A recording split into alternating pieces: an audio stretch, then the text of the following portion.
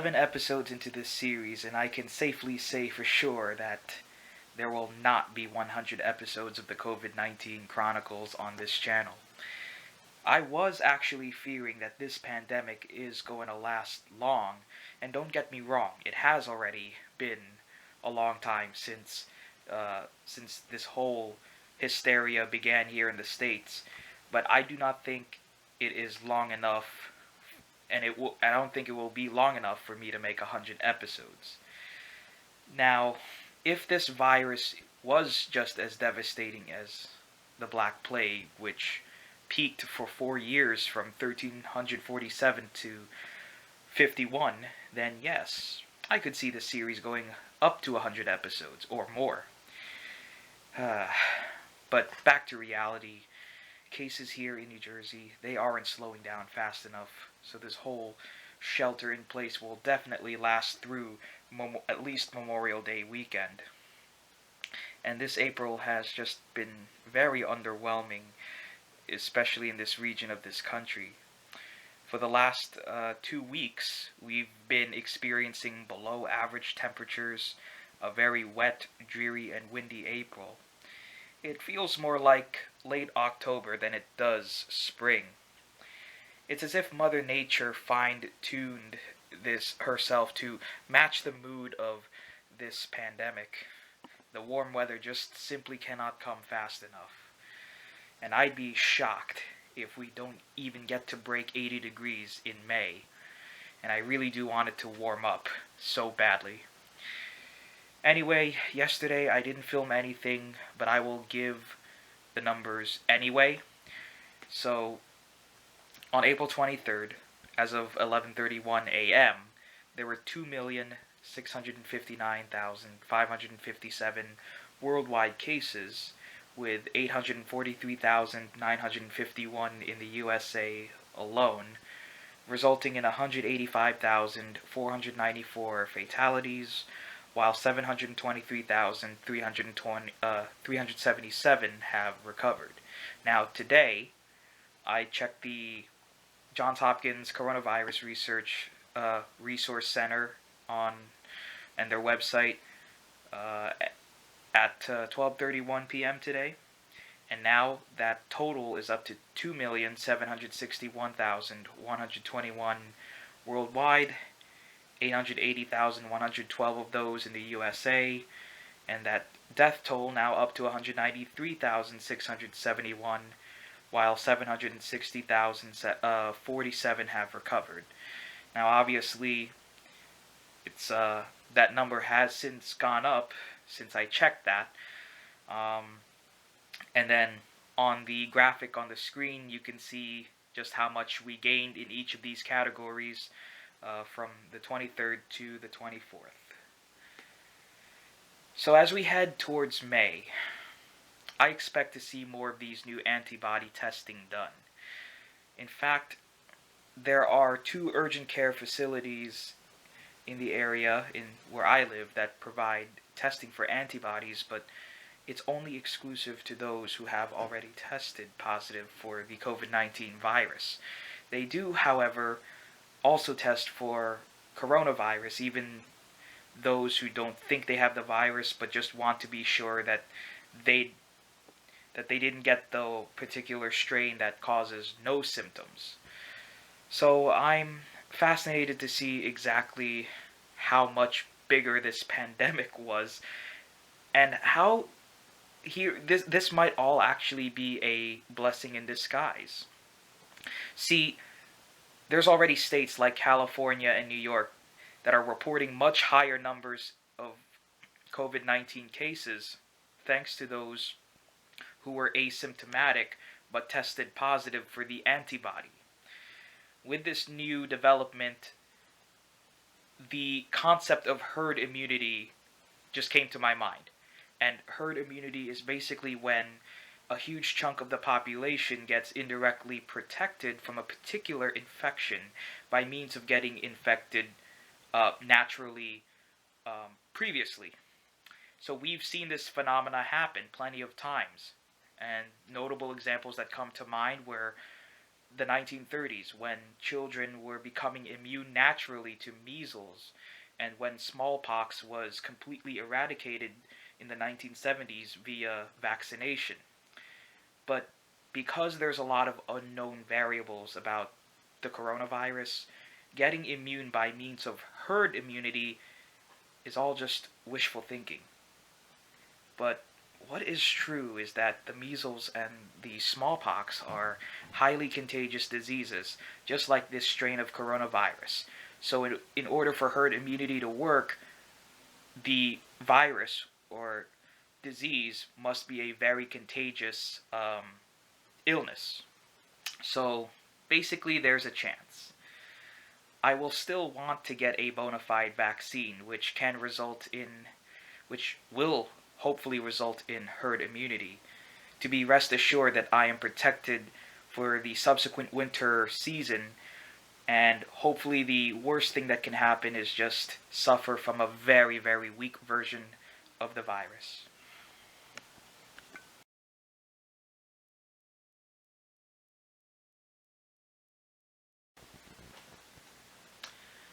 As of April 26th at 12:31 p.m., 2,934,141 worldwide cases, confirmed cases of COVID-19, 941,628 in the USA alone.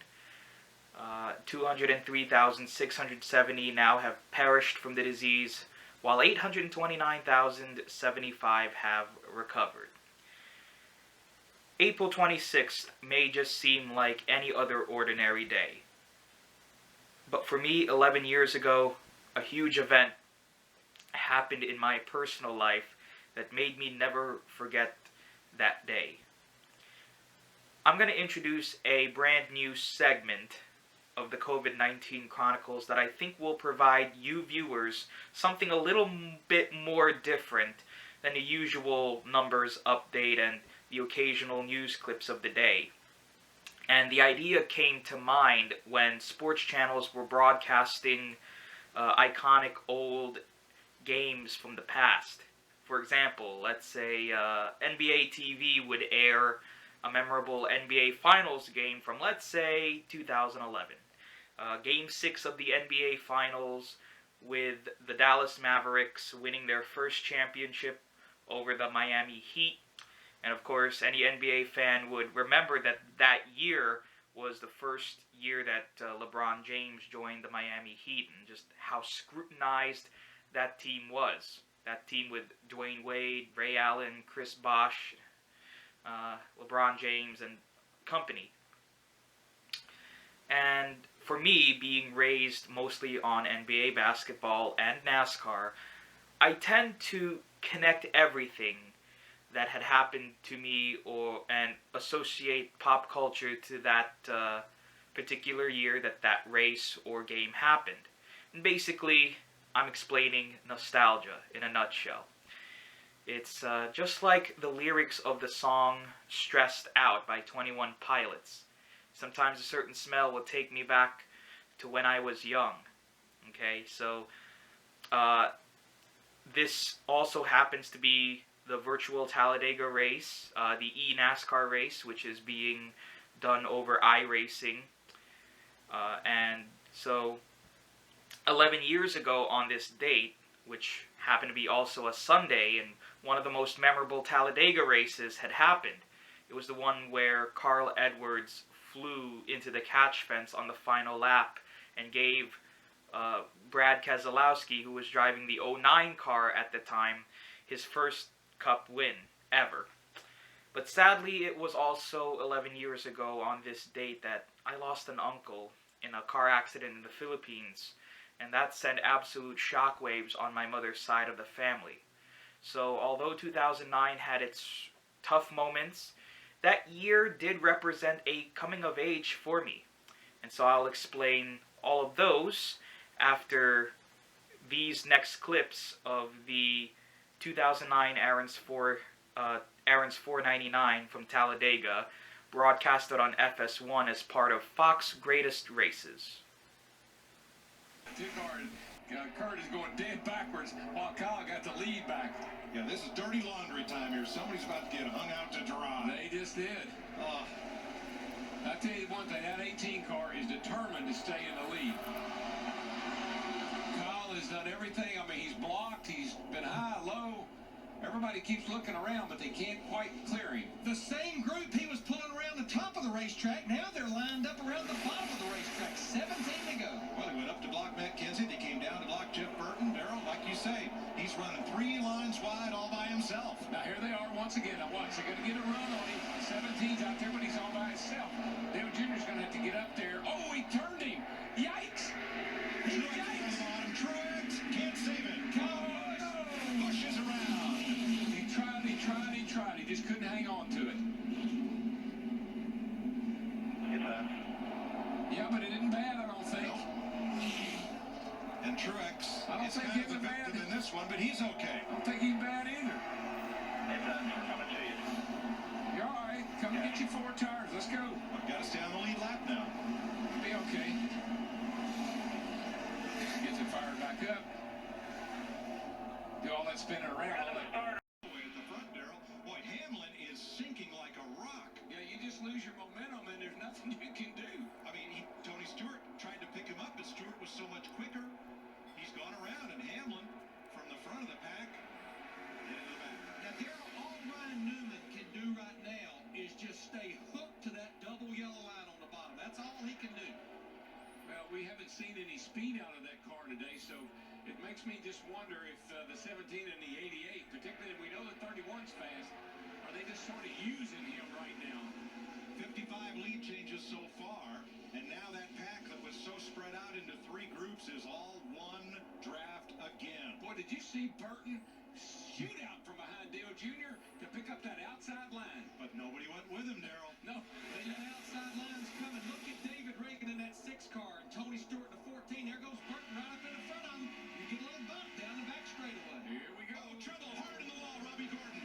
And around goes Jimmy Johnson. Kenny Hamlin's involved, Martin Truex Jr., David Stribby. This is version 2 of the big one. Well, desperate men were starting to do some desperate things out there as the laps wound down. Like I said, Mike, this is when you lay it all on the line. If you got it, use it. Both ends for Martin Truex. Robbie Gordon, oh, thank goodness he's moving around in that car, because look how the front stove in as he hit the inside wall really hard. He was jockeying for position.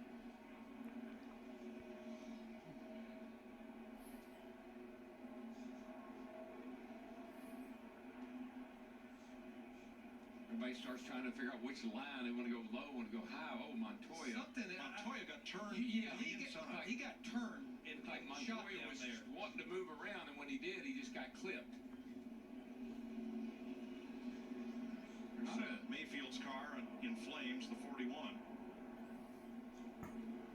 Not a very good day for Hendrick Motorsports. That's 3 of the cars that have been knocked out.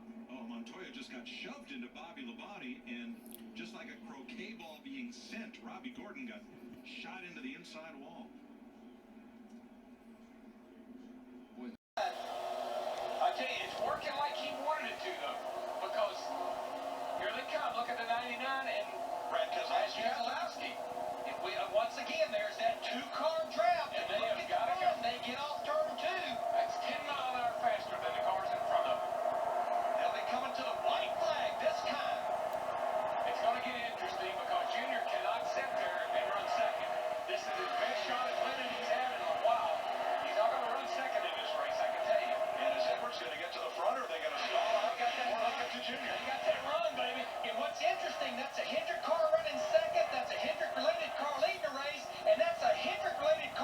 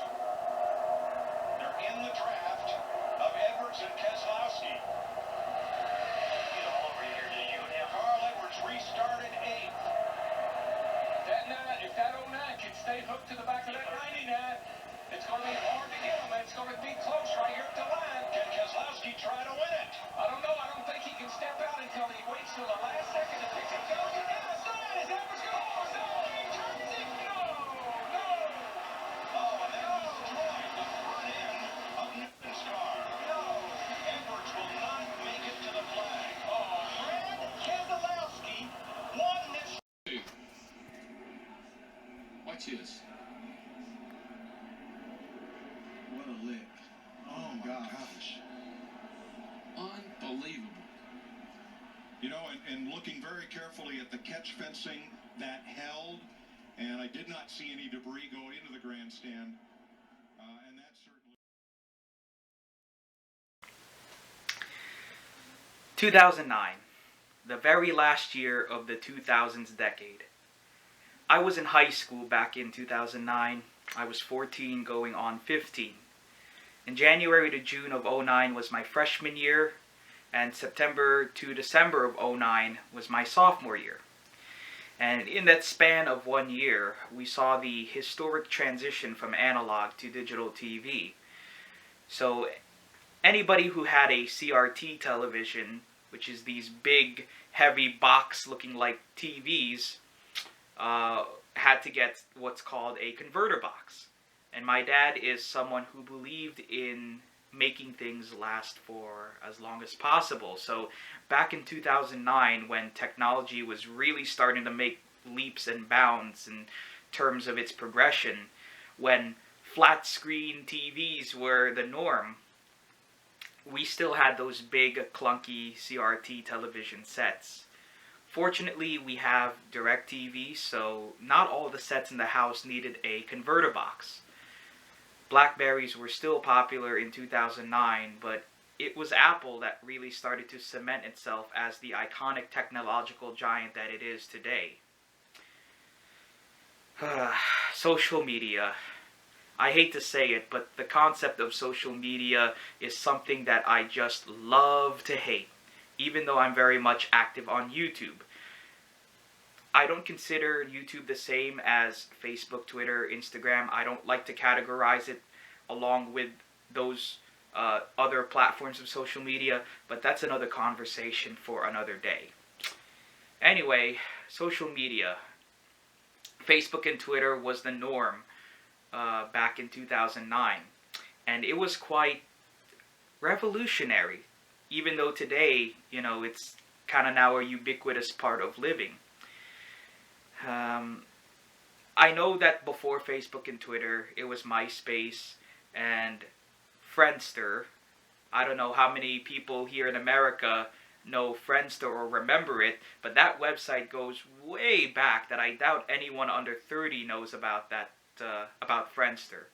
But it was Facebook and Twitter that were the two big social media sites back in the day. In fact, almost every teenager had a Facebook. Not so much Twitter. That wave didn't come until 2011, which would put it at my junior and senior years of high school. And we also started seeing companies and news networks also making pages for people to follow. Now that millions were joining, you know, day by day, it only made sense that social media was being used as a marketing tool. I could tell you right now that I was far from a typical teenager. Sure, I had my lazy moments, and I only had very few friends that were my age. But I have, on numerous occasions, vocally stated my stance against having Facebook and Twitter. I can distinctly remember being asked many times why I don't have Facebook and why I should get Facebook. And given the fact that in 2020 I still don't have a Facebook, I very much persevered through the peer pressure. I can't give you a straight answer as to why I am against social media, but let's just say that I am not interested in seeing you post wacky pictures and videos for yourself to get likes and comments, nor that you have 300 friends, okay, 10 of those being your real friends. A website that was supposed to connect people together, I firmly believe did the exact opposite. Again, another conversation for another day. Continuing on with my high school life in 2009, I got the first taste of what that's like to have a crush. And that is as far as I will go, ladies and gentlemen, because you folks know the answer to this already. The fact that I'm still single clearly means that luck was not on my side. Taylor Swift, Black Eyed Peas, Lady Gaga, Katy Perry, Flo Rida, Drake, Daughtry, and Miley Cyrus were among the big musical artists that were very big in 2009. No one could have escaped Black Eyed Peas' I Got a Feeling, Miley Cyrus's Party in the USA, and Katy Perry's Hot and Cold back then. I never considered myself fans of those songs, but naturally when everybody in school has songs like those among many of the other hits of that year on their iPod, not Spotify, but their iPods, it's hard to forget those songs. And who could forget that day that Michael Jackson passed away suddenly and how everybody was absolutely gutted by his loss. And all the tributes and covers people were putting online, it was quite the phenomena to say the least. Movies. 2009 created one of the biggest movies in cinematic history, James Cameron's Avatar, which grossed over $2.7 billion. Paranormal Activity really scared the marbles out of people. Note, it was technically a 2007 film, but it was released in the United States publicly in cinemas everywhere in October of 2009. While The Hangover developed gut-piercing laughter.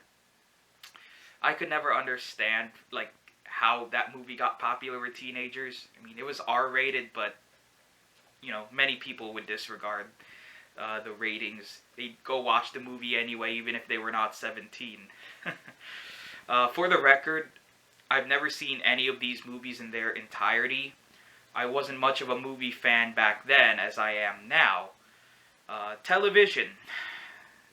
2009, the era of out-of-control reality TV. And there is one show that I will never, ever, ever watch. And back then, no teenager and kids could have escaped the phenomena known as Jersey Shore. I can't say it's a bad show, though. Opinions are subjective. All I can say is, you get to really know someone's personality and character based on the type of TV shows they watch. Anyway, other notable TV events of 2009, SpongeBob celebrated 10 years of being on Nickelodeon. The Simpsons were celebrating 20 years. NCIS Los Angeles and Glee made their debut in 2009, while the medical show, one of the most iconic medical shows in TV, ER, ended its historic 15-year run. I was, and still am, a Jeopardy fan. In 2009, Jeopardy was in the midst of their 25th anniversary season, which included a new theme song, which, by the way, is still being used even today. And it was the final season that used the tile set. It was a blue set with a lot of panels surrounding the contestants. I'll put a picture up on there.